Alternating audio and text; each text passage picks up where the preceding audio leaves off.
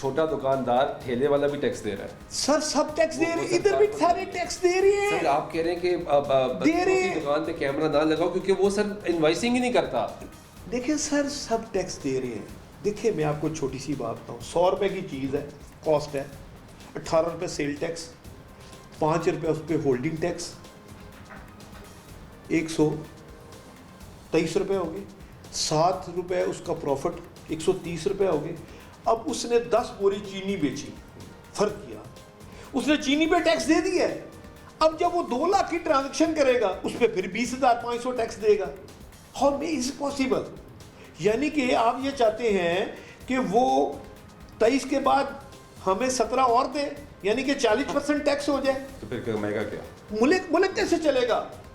Policy बनाते वक्त किसी भी आपके ख्याल से ये कैश ट्रांजैक्शंस को रिबट करने के लिए, उसको ख़त्म करने के लिए क्या तरीक़ेकार अपनाना चाहिए? क्या कह रहे सरकार के ये जो कैश ट्रांजैक्शंस हैं ये ख़त्म हो जाए और लोग डॉक्यूमेंटेड इकॉनमी? एक लफ्ज़ में आपको बता देता हूँ जी, पाकिस्तान का हाल, ये 23,000 एम्प्लॉई फारग करें, 5% टर्नओवर टैक्स लगा दें बैंकों से, 110 दिन में आपका पूरे साल का बजट 20,000 अरब इकट्ठा हो जाता है, जितनी ट्रांजैक्शन होती है आपकी। सिर्फ पोर्ट पे 20% सेल टैक्स होना चाहिए और 10% कस्टम ड्यूटी होनी चाहिए। कोई ज़रूरत नहीं टर्नओवर टैक्स, बड़े नोट सारे बंद होने चाहिए। लंदन में मैं नाश्ता करने गया तो मैंने उसे कहा ये 10 पाउंड है, उसने कहा आप लाइन से बाहर हो जाओ, पीछे लिखा हुआ था ओनली कार्ड नॉट कैश। अब करें ना कि नोट बंद करना आपका काम है, नोट बंद नहीं कर सकते, वजह करप्शन इसी पे तो है, कार्ड के थ्रू तो होगी हो नहीं सकती। तो ये खुद नहीं करना चाहते।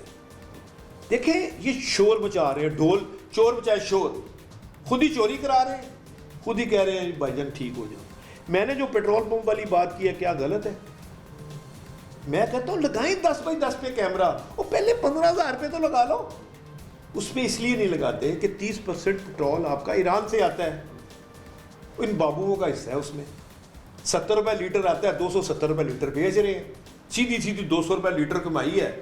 अगर 10,000 लीटर आया उन 2 करोड़ लोगों। सर अगेन कम्युनिटी तो उसमें भी आपकी मुलव्वस है ना? नो हमारी कम्युनिटी नहीं, बिजनेस कम्युनिटी है सर, पेट्रोल पंप भी चला रहा है, बिजनेसमैन आपके स्टोर चला रहा है, बिजनेस कम्युनिटी ना, वो तो खुद को बिजनेसमैन कहते हैं। सर मैं आपको बताऊं, मेरे 15% सर मैं आपको बताऊं, एप्टिमा के चेयरमैन गोहर एजाज साहब बिजनेसमैन है, ठीक है, खुद ड्यूल नेशनल है, यूके के ड्यूल नेशनल है, 20 साल से उनकी फैक्ट्री बंद है, वो बिजनेस लीडर बने हुए हैं। और भाई लीडर कैसे बना है? लीडर हमारे जैसे लोग हैं जिन्होंने परचून की दुकानों से काम सीखा, छोटे छोटे पैसे बेचे, माँ बाप का जेवर बेचा, अपने घर बेचे और एक छोटी सी मिल लगा ली। मेरे पास 1975 से लेके आज तक है। मैं अपने बुजुर्ग जो इस वक्त 72-77 साल के हो गए हैं, 75-77 साल के हो गए हैं, डेफिनेटली उनको माइग्रेन की ज़रूरत भी होगी गोली खाने की। उनके लिए गुजारिश है कि जब 28 मई 1998 को आपने धमाका किया था, $6.5 मिलियन मेरा फ्रीज हुआ था, 46 रुपये के हिसाब से $6.5 मिलियन की मेरे पास डिटेल आज भी मौजूद है, मैं देने के लिए तैयार हूँ। मगर आपका 50 लाख से ये जो 200 अरब बना है वो कैसे बना है, ये मैं नाज़रीन आपके सामने सवाल छोड़ के जा रहा हूँ। बहुत शुक्रिया। 19 तारीख को हमारी हड़ताल है, हम हड़ताल पूरे पाकिस्तान में करेंगे और ये मेरा पैगाम है कि मेरा साथ दें, हक का साथ दें। पहले मुज़ाकरात की कोई गुंजाइश नहीं, हमने करने ही नहीं, हम करेंगे सिर्फ प्राइम मिनिस्टर ऑफ पाकिस्तान से ओनली। हाँ, हमें कोई बदतमीज आदमी नहीं चाहिए टेबल पे, हमें लेवल पे मुज़ाकरात करने हैं। वो भी नहीं जिनको आपने घर दिया, वो तो सवाल ही पैदा नहीं, वो भी सवाल ही पैदा नहीं।